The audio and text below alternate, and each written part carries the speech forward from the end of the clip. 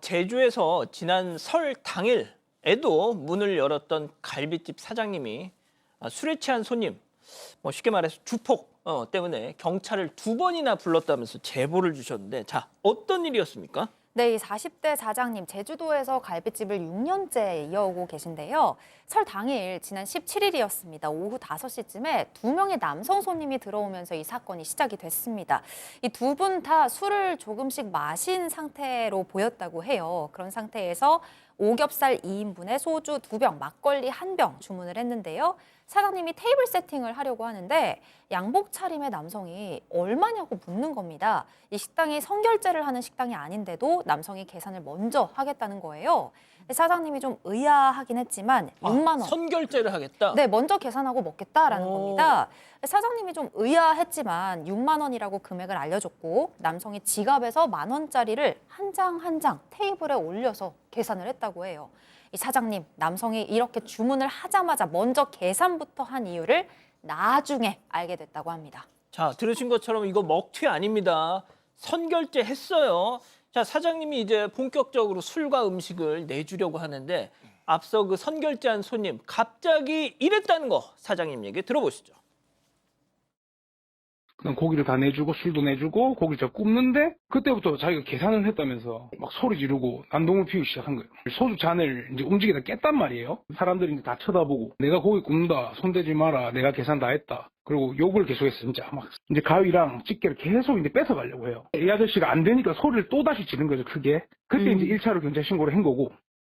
박 변호사님, 네. 보통 이 고기 굽기의 장인들 중에서는 남이 구워주는 건 성에 안 차. 간혹 있죠. 간혹 있어. 예. 그런 분 아니에요 혹시? 근데 뭔가 술 먹고 하는 행동이니까 조금 다른데요. 이 식당 같은 경우는 직접 사장님이나 직원들이 고기를 구워주고 뭐 불 세기도 조절해야 되고 해야 되는데 이 남성이 뭐 술에 좀 취한 것 같아요.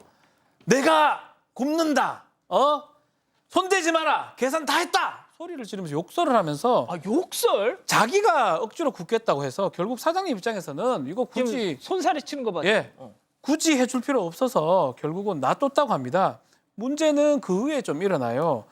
자리에서 일어나서 집게하고 가위를 들고 자기가 고기를 굽는데 일어났다가 앉았다 하다가 결국은 봤죠. 소주잔을 쳐서 깨트리는 상황까지 썰어졌구나. 생깁니다. 깨졌어. 옆에 있던 손님들이 일제히 테이블을 바라봤고요. 남성은 자꾸 가위하고 집게를 뺏어가려고 해서 사장님이 말렸더니 그때도 소리를 지르면서 욕설을 했다고 합니다. 지금 경찰 왔는데 자, 설 당일날 벌어진 일입니다. 신고를 했으니까 경찰이 출동한 거겠죠? 예, 그렇습니다. 그 손님이 난동이 피울 때 혼밥하는 손님부터 뭐 어린 자녀와 함께하는 손님들까지 한 5테이블 정도의 손님들이 있어서 이 경찰에 신고를 한 겁니다. 바로 경찰이 도착을 했는데요. 경찰이 이렇게 말을 하더라는 겁니다. 딱 보자마자 자주 이렇게 신고당하는 사람이네 라고 했던 겁니다. 그러니까 편의점 앞에서 술 먹고 잠을 잔다든지 지나가는 사람한테 술 먹고 욕을 한다든지 다른 가게에서도 똑같이 행패를 부린 일이 많았던 사람이에요. 자, 그런데 경찰은 이미 결제했으면 강제로 내보낼 수는 없다. 다만 소란 피우지 않도록 경고하고 가겠다. 이렇게 한 겁니다. 이에 사장님은 이 사람이 주문하자마자 결제한 게 이미 이런 경험들이 많아서 자신을 쫓아내지 못하게 결제를 먼저 한 것 아닌가 싶어서 놀랐다고 말을 했습니다. 결국 사장님은 남은 음식을 포장해 드리겠다고 한 뒤 음식을 싸줬는데요. 여기서 또 손님이 소리 지르면서 내가 돈 다 냈는데 왜 내가 포장한 걸 받고 나가야 되느냐 라면서 욕하고 심지어 음식 그 포장된 걸 바닥에 던지기도 했다는 겁니다. 사장님은 이를 다시 또 지어주면서 손님을 바깥으로 살살 밀어 내보내고 문을 잠궜습니다. 이미 결제를 했으면 강제로 내보낼 수는 없다. 소란 피우지 못하게 경고만 하겠다. 사장님이 그 얘기를 듣자마자 이 인간이 선결제를 한 게 바로 이런 이유였구나. 어떻게 보면 쉽게 말하면 갑질값이었구나. 자, 포장된 음식 받아들고 가게에서 쫓겨났어요. 곱게 갔으면 저희한테 제보를 안 해주셨겠죠? 체크포인트 짚어봅니다. 똑똑똑 사장님 얘기 들어보시죠. 이 사람을 뒤에서 살살살 밀어가지고 보냈단 말이에요. 근데 소주병을 같이 들고 나갔더라고요. 밖으로 쫓아 보냈는데 소주병으로 유리창을 때리고 입구 문을 이제 손으로 때리기 시작한 거죠. 박자를 맞춰서 때려요. 그리고 맨 끝에는 와 위에서 밑으로 통통통 이렇게 때린단 말이에요. 이거를 보고 아 이 사람 즐기고 있구나. 공포 영화 뭐 절로 가라 할 정도로. 아, 진짜 이게 그겁니다, 교수님. 보통 진짜 화가 났어. 그러면 뭐 콱콱콱 뭐 이런 이 리듬이 없잖아. 이건 막 무작위적이잖아. 자, 그런데 탁탁탁탁탁 무슨 막 응원하듯이 네. 무섭잖아요. 네. 그러니까 이제 본인은 이 상황이 뭐 사실은 기분이 나쁘거나 정말 화가 나거나 뭐 이런 게 아닌 건 거죠. 일단 저 손님을 내보내고 나서 몇 분 지나지 않아서 근처에서 분식점을 하는 사장님이 있으신데 그 사장님이 막 이 갈비집 앞으로 와가지고 문을 열어달라 들었대요. 그래서 문을 열어줬어요. 그랬더니 그 분식집 사장님이 뭐라고 얘기하시냐면 길거리에 소주병 든 사람이 술에 취해서 막 있으니까 내가 저 사람 무슨 짓을 할지 몰라서 무서워가지고 일로 왔어 라고 얘기를 한 거예요.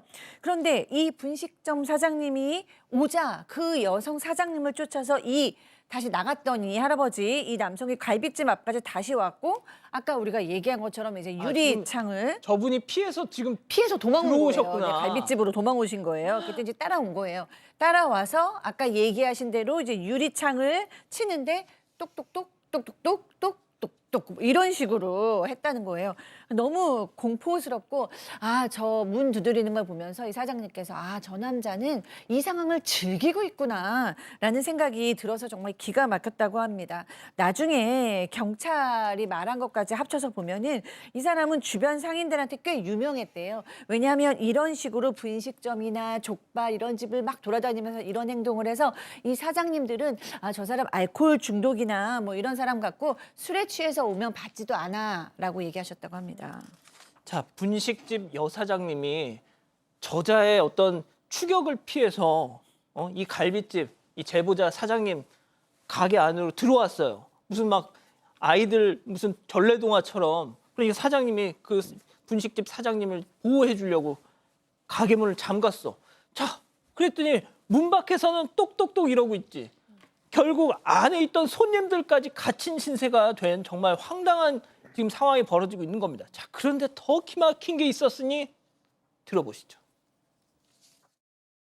세네 팀이 식사를 다 하셨단 말이에요. 계산도 했어요. 못 나가는 거예요, 그 사람 때문에. 애기들도 놀래가지고 막 쳐다보고 있지. 계산한 사람들은 못 나가고 계속 서 있지. 근데 더 웃긴 건 그 앞에 같이 앉아있던 사람은 계속 앉아서 먹고 있었어요, 음식을, 소주랑. 같이 온 일행이 밖에서 문을 막 유리병으로 두들기고 손으로 두들기고 하는 거 보면서 웃으면서 막 술을 먹고 있는 게 너무 기괴했어요. 진짜 이게 뭐지? 여러분 잊으셨을 겁니다. 일행이 있었어요. 같이 왔던 한 남성이 있었습니다. 예. 사장님에 따르면 이 문제의 남성이 고기 내가 꿀래 뭐 고집 피우고 소리 지르고 난리를 칠 때도 일행인 남성은 말리거나 뭐 제지하거나 이런 게 하나도 없었던 겁니다. 또 맨 처음 경찰이 출동했을 때나 사장이 음식을 포장해서 손님에게 줄 때도 일행은 가만히 있었고 테이블 위에 고기가 없는데도요. 다른 반찬과 함께 느긋하게 술을 마시면서 10분 넘게 그냥 테이블에 혼자 있었던 겁니다. 분식점 사장님이 들어오고 밖에서 남성이 문을 두드릴 때도 슬쩍 한번 남성을 쳐다볼 뿐 그냥 그러거나 말거나 신경도 안 쓰는 모습이었던 거예요. 심지어 웃으면서 술을 마시는 걸 보고 사장님은 이 둘이 무슨 관계인지도 모르겠고 다시 생각해봐도 너무 무섭고 기괴하다 이렇게 전했습니다. 자, 사장님은 식사를 마친 손님들이 계산을 하고 나가려는데 그때까지도 저 남성이 소주병 들고 문 앞에 서 있어서 손님들이 겁을 먹고 불안해하면서 나가지 못했기 때문에 또다시 경찰을 불렀습니다. 자, 저 난장을 벌이고 있고 손에는 언제든 흉기가 될 수 있는 소주병이 들려 있고 자, 결국 하루에 2번이나 경찰을 사장님은 부른 겁니다. 박 변호사님, 네.